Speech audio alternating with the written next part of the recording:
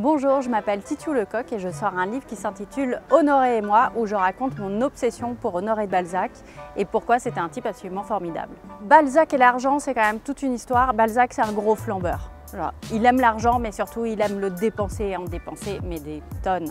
Donc c'est les vêtements, c'est la décoration d'intérieur, c'est les bijoux, c'est les calèches. Et à côté de ça, en fait, le gros problème, c'est qu'il dépensait plus qu'il ne gagnait. Balzac était convaincu qu'il était fait pour être riche, mais ça, on est nombreux à le penser, et surtout qu'il avait le sens des affaires. Et il a commencé très tôt, avant 30 ans, il fait une première faillite, parce qu'en vrai, il n'a pas le sens des affaires, il est nul en affaires. Et là, il se retrouve endetté sur 10 ans. Il va gagner de l'argent avec ses livres, il va faire vraiment des cartons à l'époque, quoi. C'est un énorme auteur à succès, mais il décide de ne pas rembourser ses dettes parce qu'il préfère s'acheter des meubles et des fringues. Et donc il va creuser ses dettes et il va s'en faire en permanence des nouvelles. Et le déficit, donc j'ai fait un graphique, mais va en s'accentuant jusqu'à la fin de sa vie. Il arrive quand même à frauder parce qu'il est célèbre, que c'est Honoré de Balzac et qu'il y a toujours quelqu'un pour lui prêter de l'argent. Surtout, il a compris un truc, c'est qu'il ne rembourse que les gens à qui il va pouvoir réemprunter de l'argent derrière. Balzac a une espèce de paradoxe, c'est-à-dire qu'il dénonce dans tous ses livres le règne de l'argent, la financiarisation, le fait que l'argent a corrompu les esprits, qu'on n'a plus de valeur supérieure et absolue.